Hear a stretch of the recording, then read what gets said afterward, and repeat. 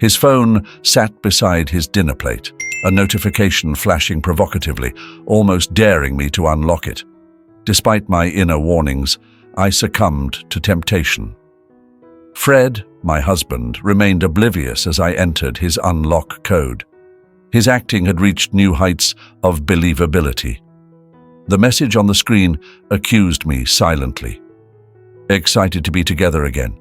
Meet at our usual spot in an hour. Signed by Aurelie.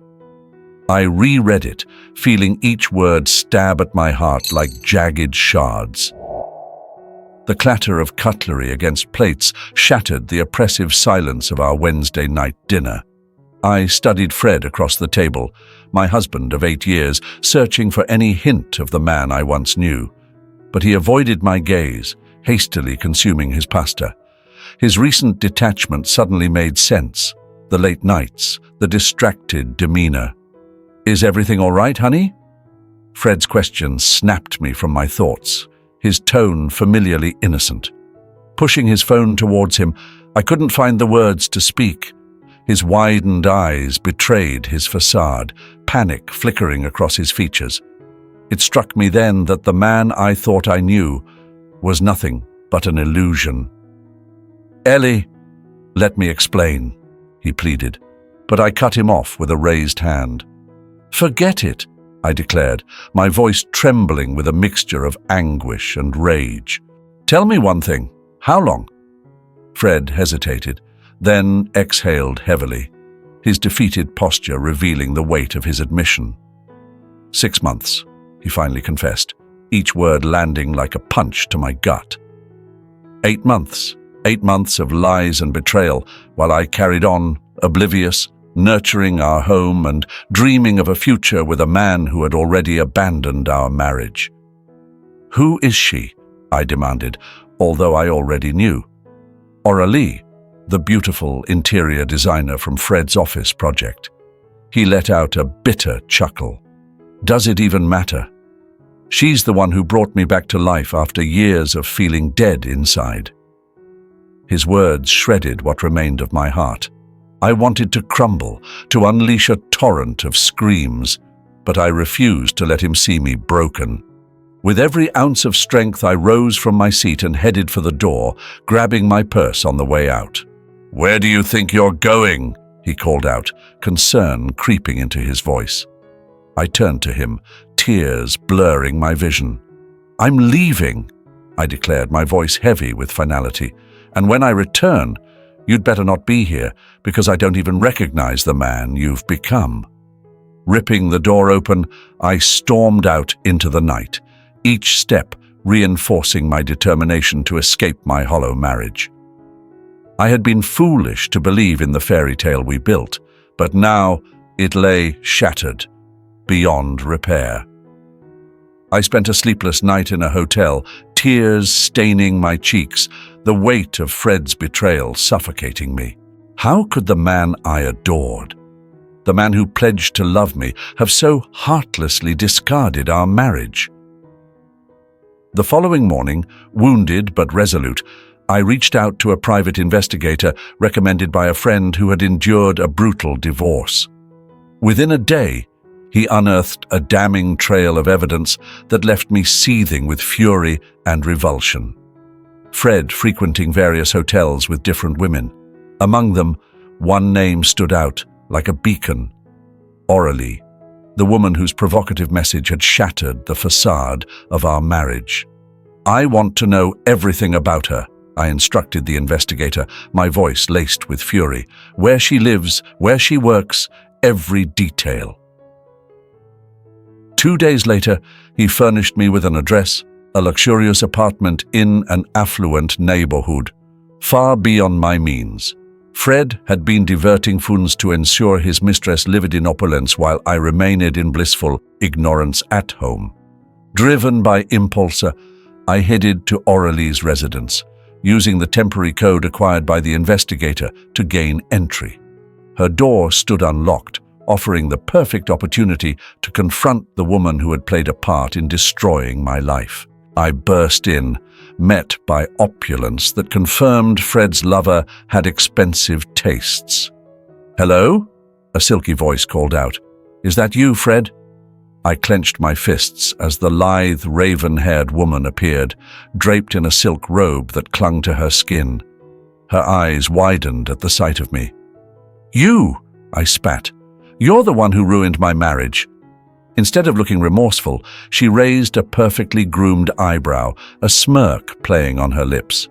"Well, if it isn't Mrs. Davies, I was wondering when you'd show up to see the woman your pathetic husband can't resist." Rage consumed me, and without thinking, I slapped her across the face. She gasped, shocked, and I felt a rush of satisfaction at wiping the smugness off her face. "You'll regret that," she hissed, hand on her reddening cheek. "Just wait until Fred hears about this." "Fred is leaving me for you, isn't he?" I pressed, advancing until she was backed against the wall. "Let me give you a reality check, you home-wrecking snake. He's broke. He's been using our money for hotels, gifts, this fancy apartment, all to impress a gold-digging tramp like you." Disgust flashed across her face before her arrogance returned. "We'll see," she sneered. "This isn't over, Mrs. Davies, not by a long shot." I watched her retreat in disgust, my thirst for revenge burning stronger than ever. "No," I thought bitterly as I stormed out. "This is just the beginning." After my explosive confrontation with Aurelie, I simmered with a mixture of pain and fury, a volcano ready to erupt. Returning home, my sole focus was on wiping the smug grin off the homewrecker's face once and for all. Fred was already there, having relocated his essentials to the guest bedroom while I was out on my mission of vengeance. His eyes widened at the sight of me storming in. "Ellie? What's happening?" he asked, alarmed by my thunderous expression. I didn't bother with words. Instead, I hurled the damning evidence gathered by the private investigator across the room. Emails, photos, financial statements, all fluttered to the floor like damning confetti. Fred paled as he scanned the incriminating documents, finally grasping the depth of his transgressions. "You've been cheating," I stated, my voice dangerously calm. "For over a year, it seems, and that's not even the worst part." I brandished another set of papers, revealing the exorbitant sums Fred had funneled into a hidden account to finance his illicit affairs. "The money, Fred," I seethed. "How could you steal from our own accounts to indulge your mistresses?" Instead of contrition, anger flashed across his face. He stood tall, radiating indignation. "Don't you dare lecture me," he retorted. "You pushed me to this, Ellie. Our marriage has been dead for years. Can you blame me for seeking happiness elsewhere?" His audacity stunned me, shock giving way to seething fury. "Seeking happiness," I echoed incredulously. "With that manipulative bimbo Aurelie. She's not some enlightened soul, Fred. She's a manipulative little gold digger who's been bleeding you dry." For the first time, doubt crept across his expression, but whatever he thought of my accusation, his stubbornness kept him from acknowledging it. "That's enough," he said coldly. "I want a divorce, Ellie. In fact, I already contacted my lawyer to start the process. I'm done with your judgmental nagging and this miserable existence of a marriage." The blunt words pierced what little remained of my heart. I recoiled, feeling the room start to spin around me as the weight of my shattered world came crashing down. Through blurred vision, I could make out Fred gathering up his belongings and storming out the door without a backward glance. Just like that, it was over, my dreams, my life as I knew it, obliterated in one fell swoop by the man who once vowed to love and cherish me until death did us part. Some vow. Crumpling to the floor amidst the scattered remnants of my marriage, I finally surrendered to the urge to scream, an anguished wail that cleaved through the shell of numbness enveloping me. I screamed until my throat was raw, purging my soul of the trauma that had been inflicted upon it. But as my howls subsided, an uncharacteristic sense of clarity settled over me. Through my bleary gaze, I noticed a familiar rectangular shape peeking out from one of the folders, the deed to our family home, bearing my name and mine alone. In the midst of my father's estate planning years ago, he had insisted on putting the house solely in my ownership, just in case. At the time, I thought his distrust of Fred was merely a symptom of his cantankerous nature. But now, as the first embers of vengeance kindled in my chest, I gave silent thanks for my father's foresight. I wouldn't be left with nothing after this devastation. With the property papers in my grip, I was ready to fight back and rise from the mess Fred created. If he wanted a battle, he'd get one, because I was just getting warmed up. The days that followed were a whirlwind of pain and rage. Countless nights were spent poring over the investigators' findings, my eyes stinging from holding back tears. But crying wouldn't fix a thing. Only bold moves would ensure I came out of this ordeal with my dignity and finances intact. Armed with stacks of proof detailing Fred's cheating and financial wrongdoing, I marched into Nadia Hastings' office, one of the fiercest divorce lawyers in town. She was a force to be reckoned with, and I knew I needed her tenacity. As Nadia scanned through the evidence, her composed facade cracked ever so slightly, absorbing the scandalous details. "Oh my goodness," she whispered, pushing her glasses up to peer at me in shock. "I've encountered my fair share of cheating scoundrels, but your husband takes the cake." I mustered a faint smile at her bluntness. "Could you assist me, Nadia? I aim to make him pay for his actions." A wicked grin appeared on Nadia's face. "With proof like this, he won't see it coming." In the following weeks, Nadia and I devised a rock-solid plan to ruin Fred financially and make him answer for his numerous affairs. We'll not only freeze whatever money he squirreled away for his tacky double life, but we'll go after a hefty alimony too, considering how deep he's dug his betrayal and financial mess. We'll go after her assets too, and believe me, that interior design job pays for a ton of enhancements. My heart raced at the thought of Aurelie facing the same consequences as Fred. Since our heated confrontation at her place, she's been keeping a low profile, probably counting on her lover's endless wallet to keep her extravagant lifestyle afloat. Well, she's in for a rude awakening, just like any betrayed spouse would be.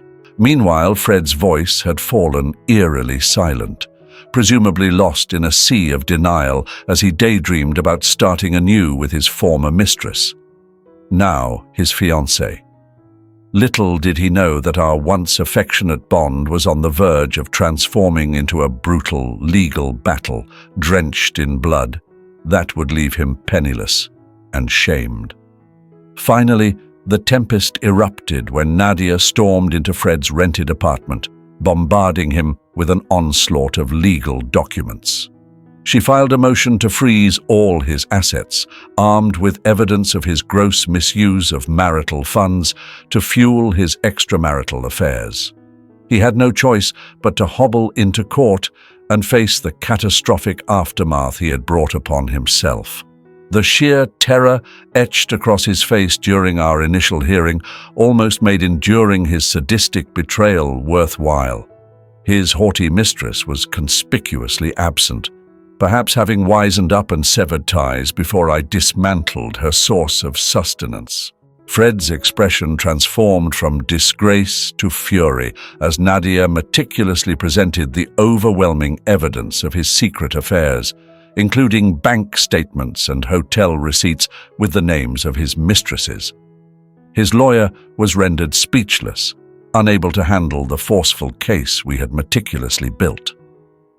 After the humiliating proceedings, Fred angrily confronted me in the courthouse lobby, desperately hoping for reconciliation. In that moment, a glimpse of the man I had once loved flickered in his eyes. "Ellie, we can put an end to this. We can find a way to mend our relationship and start anew. I met his plea with a cold, disdainful gaze, fully aware that Nadia was ready to intervene if he dared to push further.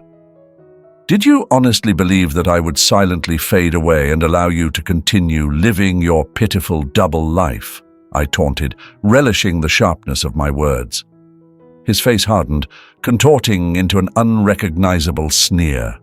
"You will pay for this, you malicious woman." Nadia swiftly positioned herself between us, her hand raised as a warning. I shot her a comforting look, my newfound indifference shielding me from his feeble attempts at intimidation. "Believe what you wish," I calmly stated, turning to depart.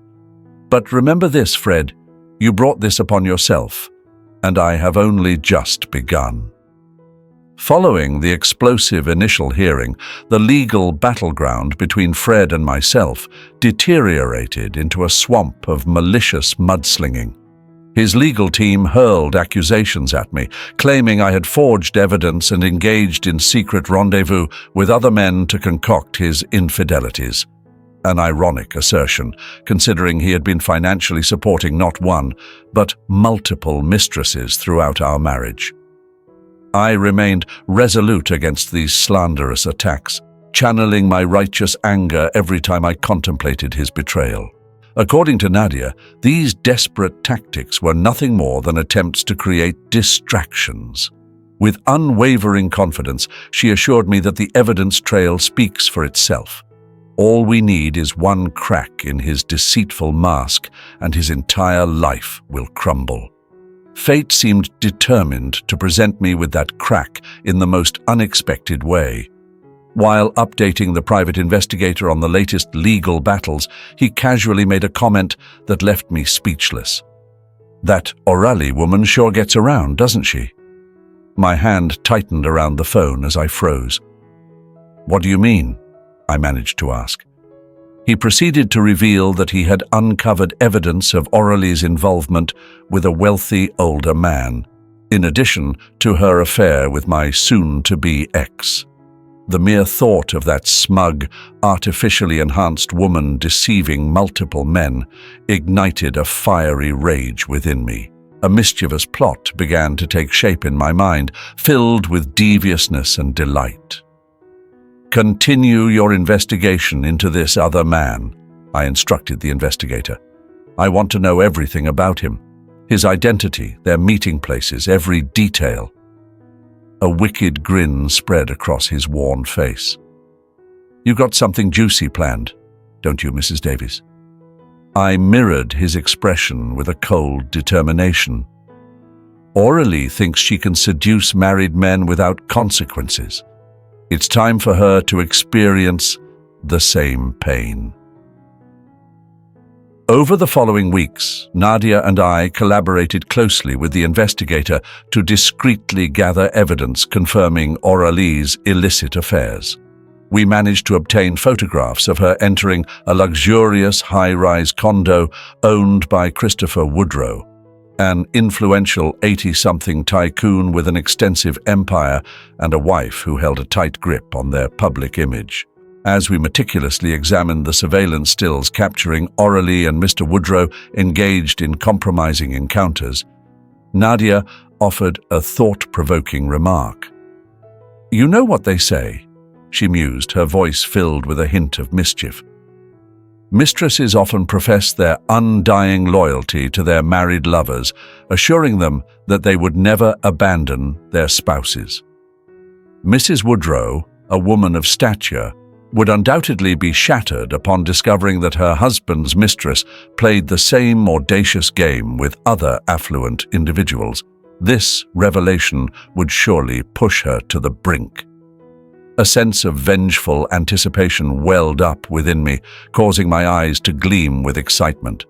It was time to expose O'Reilly's rampant infidelity and shatter her self-righteous, holier-than-thou demeanor.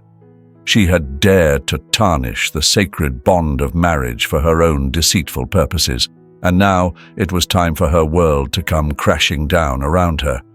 And as for Fred, Well, when the footage emerged, revealing his beloved fiancée's scandalous escapades with other wealthy suitors behind his back, any ounce of sympathy he may have had for her would wither away. It would be the ultimate insult for a man who had risked everything, including leaving his family, in pursuit of her empty promises of love. They were the ultimate targets, both consumed by greed, arrogance, and desire, now defenseless lambs awaiting the meticulously planned slaughter. I had spent weeks gathering incriminating evidence, from damning receipts to compromising photos and call records, all to ensure the success of my grand retaliation. With everything in place, I could hardly contain my excitement as I dialed Nadia's direct line. The moment had arrived, I declared with a voice dripping with finality. It was time to demolish this deceitful charade completely. The annual Westbridge Charity Gala provided the perfect backdrop for my calculated revenge, a glamorous event frequented by the city's elite, including Fred and his beloved Aurelie, reveling in their newfound status as a captivating power couple, rising from the ruins of my shattered marriage. Unbeknownst to those two conceited imbeciles, their entire facade of a relationship was on the brink of detonation, poised to unravel before their privileged acquaintances. No amount of superficial pleasantries or deceitful words could shield them from the imminent consequences that I had meticulously orchestrated. As Nadia and I stepped into the opulent ballroom of the Westbridge Hotel, our eyes scanned the dazzling assembly, searching for our intended targets. And there they were, Aurelie clinging to Fred like an expensive, glistening trophy, her figure-hugging crimson gown leaving little to the imagination. "Keep your focus," Nadia whispered in my ear, as I felt a mix of disgust and pity for the man I had once loved. It's time for the show to begin. Our preparations had been flawless. Blending seamlessly with the city's elite, disguised as donors seeking contributions, I discreetly passed Nadia's assistant the incriminating photos and videos we had meticulously gathered, revealing Aurelie's flagrant acts of infidelity. Our revelation bombshell was poised for detonation.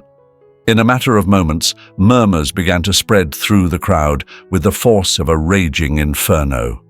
All around us, attendees gasped and hastily reached for their iPhones as the incognito, scandalous images of Aurelie frolicking with her elderly magnate paramour went viral.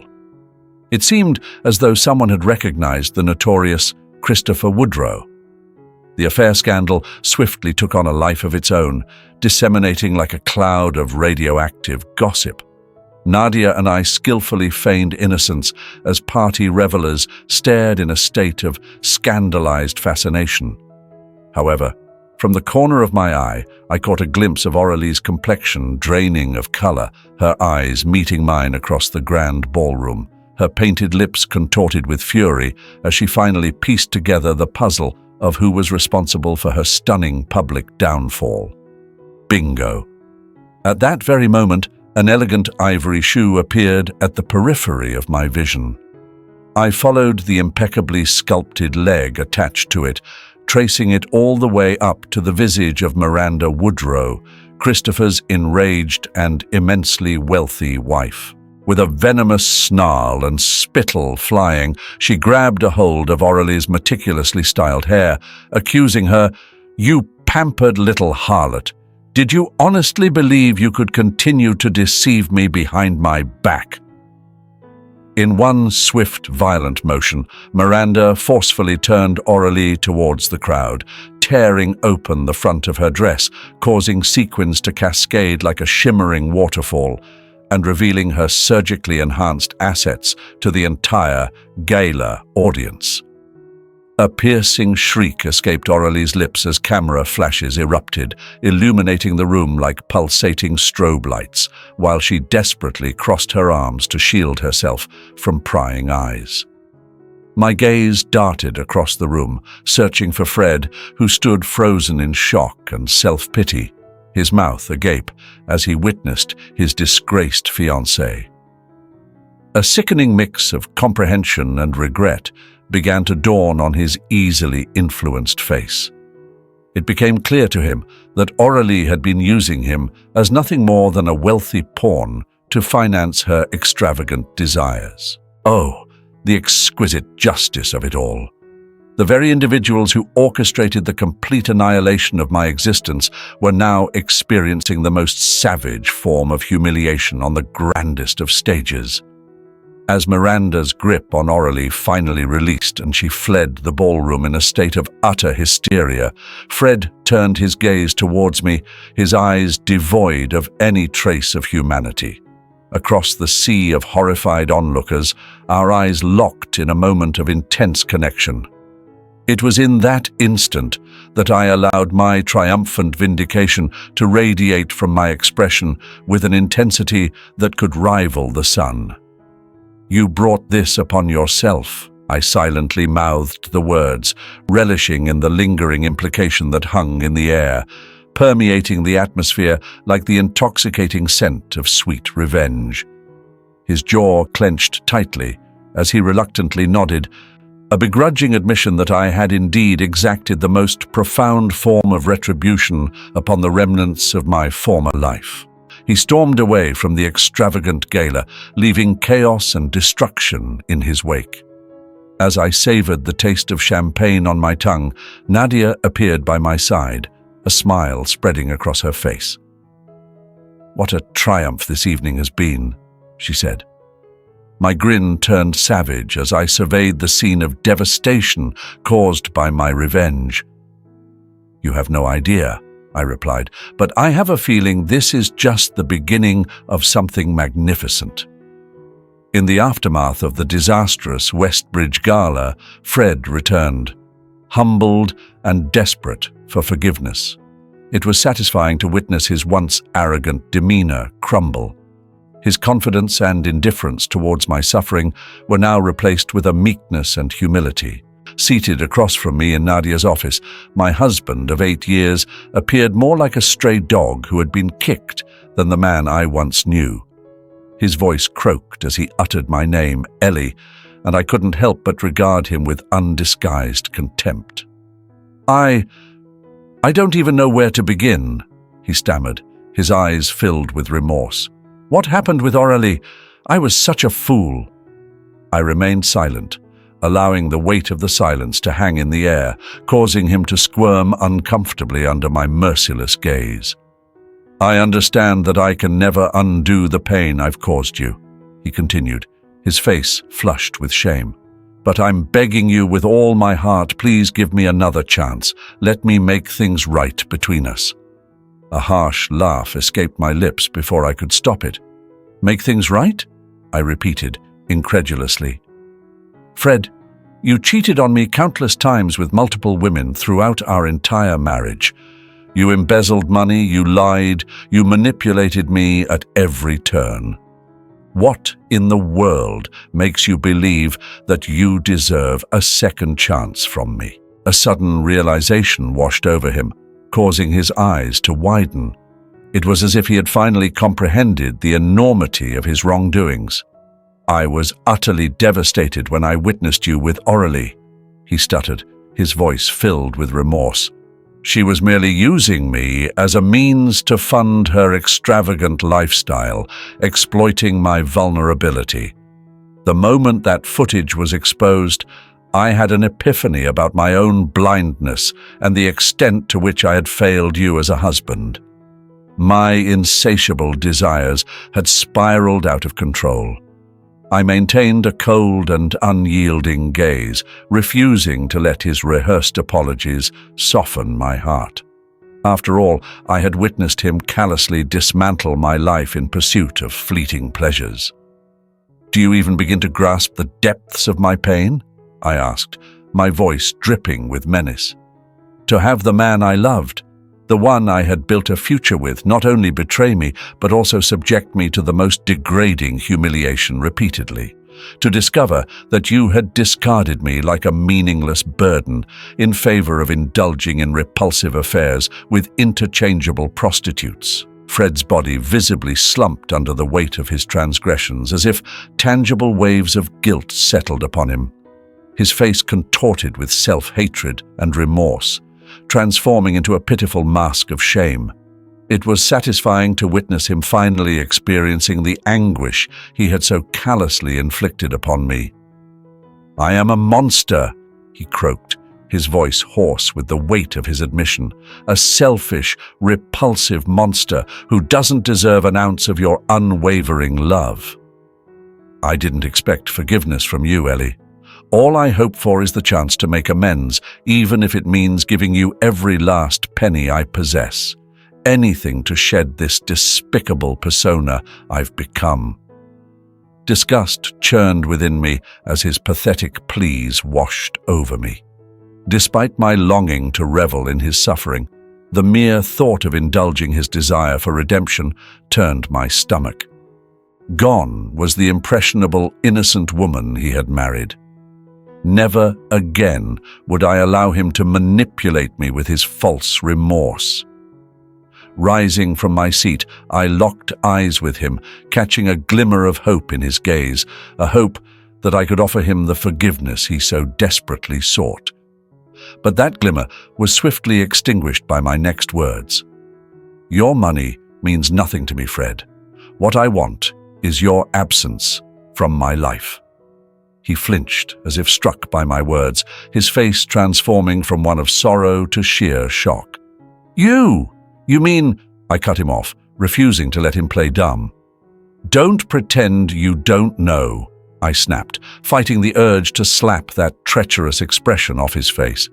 "After everything you've done, every boundary you've shamelessly crossed with your sordid affairs, do you honestly believe I would be foolish enough to let you worm your way back into my life?"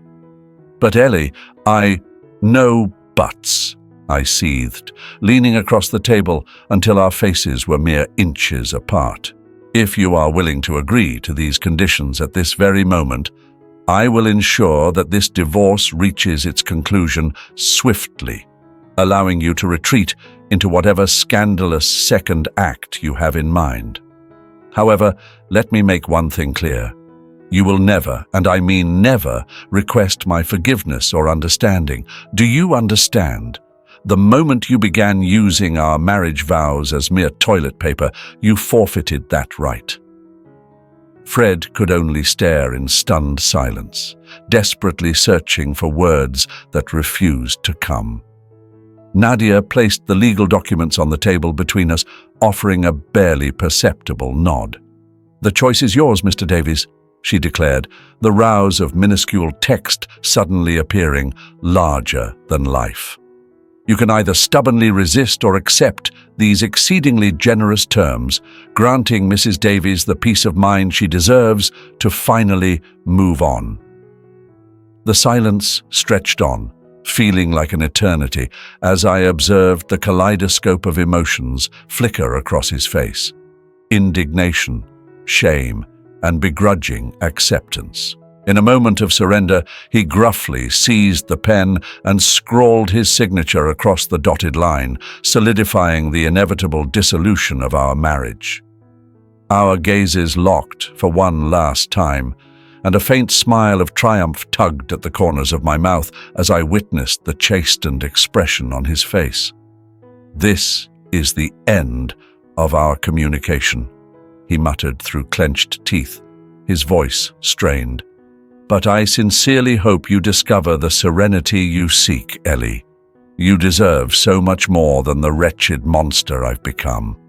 With those parting words, he pivoted and strode out of the office, burdened by the weight of his own failures with each despondent step. I stood there, my eyes fixed on his receding figure until he vanished into the distance of the hallway, exhaling a breath I hadn't even realized I had been holding. It was finally over. The man who once held my entire world in his grasp was now eradicated from my existence, like a malignant tumor removed from my life.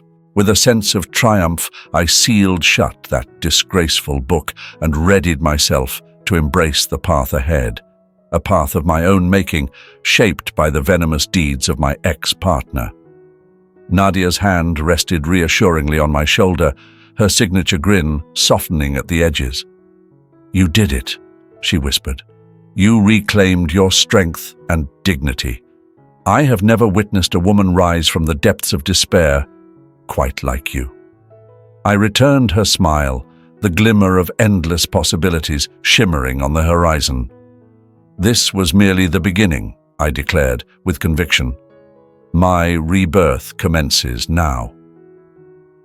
After enduring 8 arduous months since Fred's acrimonious departure, the ink on our divorce settlement had finally dried. Thanks to Nadia's unwavering legal maneuvering, I emerged from the ruins of my shattered marriage with the majority of our unshared possessions. With the transfer of the deed to our ancestral abode, I had the opportunity to start fresh, leaving behind the remnants of a shattered past. As part of our agreement, Fred was legally bound to keep his distance, not that he would have attempted to reach out anyway.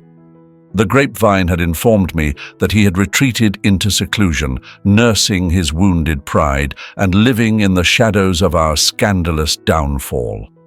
I couldn't find satisfaction in witnessing his downfall, as my focus had shifted solely to myself and the exciting new chapter that awaited me. Nonetheless, there was a certain cathartic satisfaction in knowing that the man who had aimed to destroy me had suffered a similar fate. The media had relished in dissecting the scandalous details of our divorce, with headlines proclaiming the triumph of the betrayed wife and the emergence of a formidable warrior queen of divorce. Although a bit crude, I couldn't help but find a twisted amusement in being hailed as a modern-day hero by divorced individuals who lived vicariously through my revenge. It was an odd sensation, but not entirely unwelcome, given the pain Fred had inflicted upon me. I refused to succumb to a victim mentality. Instead, I chose to forge a new path filled with strength, resilience, and the creation of something positive from the ruins he left behind. That's why, almost 3 months after the divorce was officially finalized, I decided to host an intimate gala in the grand ballroom of the Westbridge Hotel, the very place where Aurelie's downfall had occurred all those months ago. The city's elite and affluent gathered around me, mingling amidst towering arrangements of fresh roses, while the elegant sounds of a string quartet set the refined tone. However, this time there would be no scandalous gossip or exposed affairs to overshadow the success of my event. This gathering marked the beginning of my namesake foundation, Ellie's Light, which is dedicated to empowering women who have endured the pain of infidelity and emerged stronger than ever. The crowd of affluent individuals erupted in applause as I delivered my speech, outlining the Foundation's mission to provide counseling, legal assistance, and financial support to divorced women in need.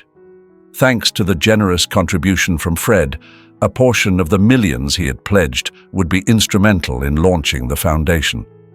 Standing tall at the podium, I declared, "No woman should ever feel powerless in the aftermath of betrayal. Through compassion and a sense of community, we can uplift lives from devastation and nurture their growth, just as I experienced on my own journey." As my remarks concluded, a line quickly formed, filled with well-wishers and potential donors eager to pledge their support to my cause. Radiating joy, I greeted each individual with open arms, my heart brimming with a mix of pride and determination. It was almost surreal to witness the confident and poised woman surrounded by admirers standing before me. It seemed like just yesterday that she was a broken soul sprawled on her kitchen floor. Her transformation was nothing short of miraculous, a testament to her unwavering resilience, unyielding determination, and relentless pursuit of justice. The accomplishments of the night which I had the privilege of witnessing, fueled me with an infectious energy, causing me to momentarily overlook the arrival of a new face patiently waiting in line. As he stood there, a striking figure in his 40s, his hazel eyes sparkled with admiration. When his turn finally came, he warmly addressed me as Mrs. Davies, his voice laced with a subtle British accent. "Allow me to commend you on your noble and impactful mission," he began, his words dripping with praise. "Your tale of triumph over unimaginable sorrow is truly awe-inspiring." His lavish compliments and refined appearance instantly captured my attention. Standing in close proximity, I couldn't help but notice the impeccable fit of his tuxedo and the meticulously styled sandy hair, unmistakable indications of his wealth. "Sir, your generosity knows no bounds," he exclaimed, a mischievous grin lighting up his face. "I go by Nigel Douglas, once a close associate of Christopher Woodrow, although our paths have taken different directions since his personal scandal." I couldn't help but be amused by his clever choice of words. Everyone knew about the scandalous affair between Aurelie and Christopher Woodrow, which had left the tycoon's marriage and reputation in ruins.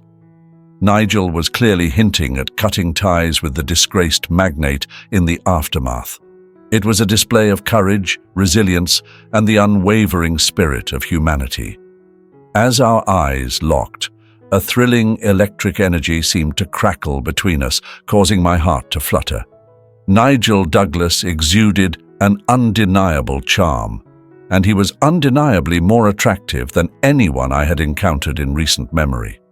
"Well, Mr. Douglas," I said with a playful smile, extending my hand, "if you find yourself filled with inspiration, perhaps we could arrange a meeting in the near future to enjoy a beverage together.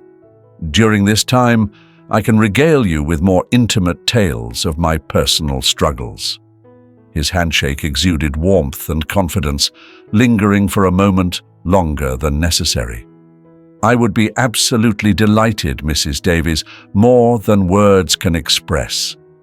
As he disappeared into the dazzling crowd, a surge of exhilaration coursed through me, a sensation that had been absent for far too long. It signaled the promise of fresh beginnings, unburdened by the weight of the past. Fred's betrayal had nearly shattered me, but with unwavering determination, I transformed that pain into triumph. The future was now mine to mold, as I saw fit. Tonight, amidst the resplendent glow of Westbridge's chandeliers, marked the inception of my resurgence. No longer a victim, I emerged as a triumphant phoenix, rising from the ashes of my history.